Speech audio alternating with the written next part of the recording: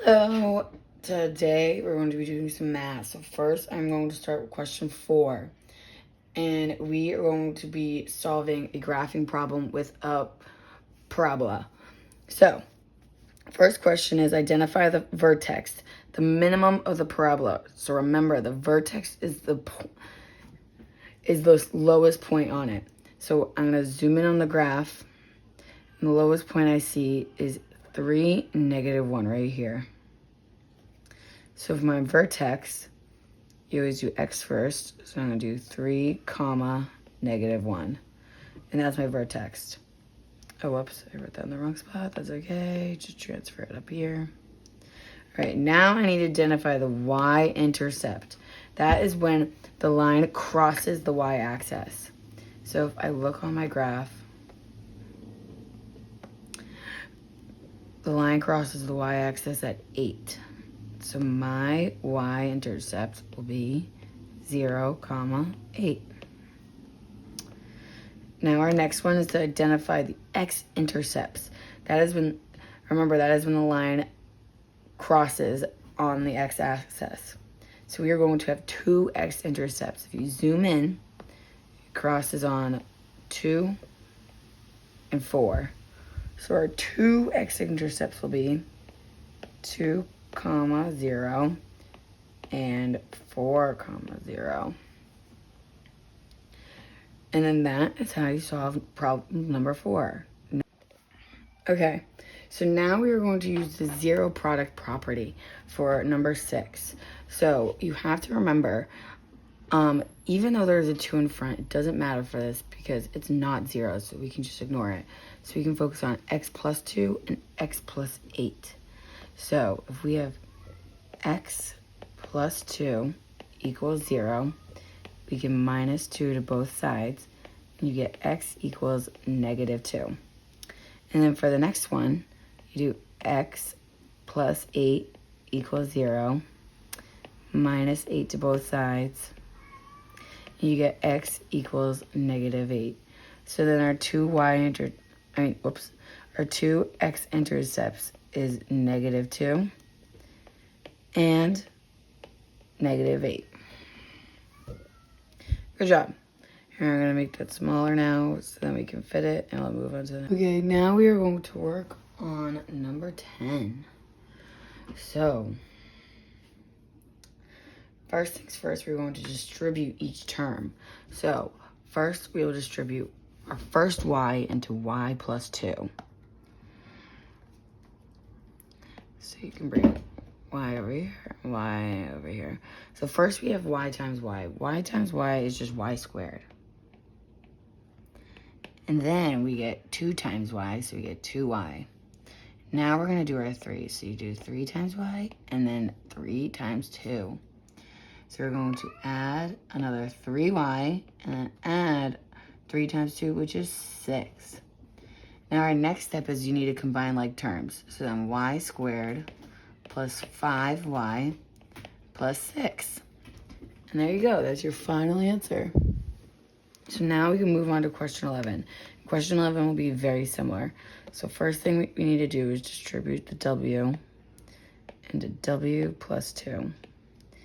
And first things first, you get w squared plus 2w.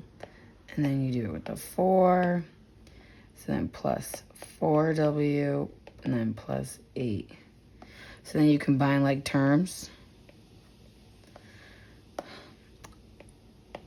And you do 6w plus 8, and those are your final results. So now we're going to do question 19.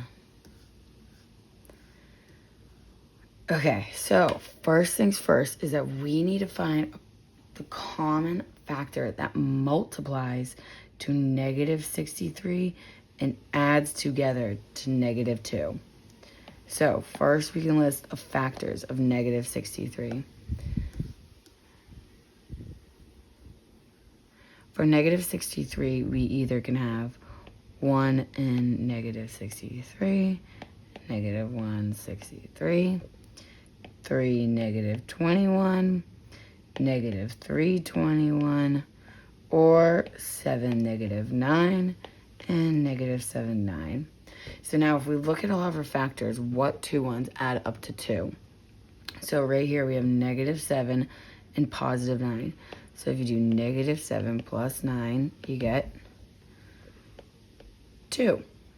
So now we're going to write it in factorial form. So we're going to have y minus 7 and then y plus 9. And then that will be your final result. So now we're going to do something very similar for question 6. So we have to find a factor that is multiplied by 24 and adds up to negative 10. So when I think of the factors of 24, we have 1 and 24, negative 1, negative 24, and then negative 2, negative 12, 2, 12, 3, and 8, and then negative 3, 8, negative 8, and then last but not least, negative 4 and negative 6, or 4 and 6. So I need to get to negative 10. So negative 4 and negative 6 adds up to 10. We can double check this. So now I need to write it in factorial form. And we can do z minus 4 and z minus 6 in our parentheses. And that will be our final equation, or expression, I should say. So now we're going to have to do that for number 7. So luckily for this one, it's pretty easy because 7 fits into 7, 42, and 35. So if we divide this all by 7, we can get 7 parentheses w squared plus 42 divided by 7 is 6, so then 6w. And the 35 divided by 7 is 5. So now we just need to focus on this area in here. So what we need to figure out is the factors of 5 that multiply to 5 and add up to 6. And the only two factors we have are 5 and 1. So lucky for us, 5 plus 1 equals 6. So it works. So we can write it in full factored form. So we'll do 7 parentheses w plus 1 and parentheses w plus 5. And that would be our final equation or expression. Now all right, last question. We are going to do question 22. So first things first is we need to think about the first and last term. Our first term is 6w squared and our last term is negative 6. So we need to think of factor pairs for first 6w squared. So that either can be 6w times 1w or 3w times 2w. And then ways to get to negative 6.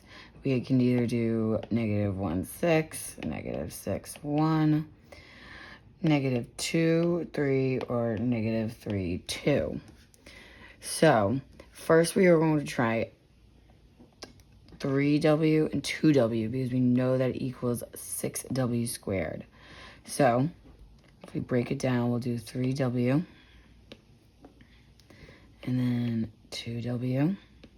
And then for our negative 6, it's kind of a trial and error. So the one that works the best is to be positive 2 and negative 3. The way we can check that is with the FOIL method. So over here, we know 3w times 2w equals 6w squared. Our outer layers are 3w times negative 3, which gets us negative 9w. And then we'll do 2 times 2w, which gets us 4w. And then our last ones is 2 times negative 3, which gets you negative 6. And then you combined these two middle terms. So if you do negative 9w plus 4w, you get 5w. And now we need to write it in our final factor form. You get 3w plus 2w, no, plus 2 times 2w minus 3. And so now we know it works because we checked here for our middle to work, and it's all together. It's a little messy. I can rewrite this. But there you go. That is our final answer.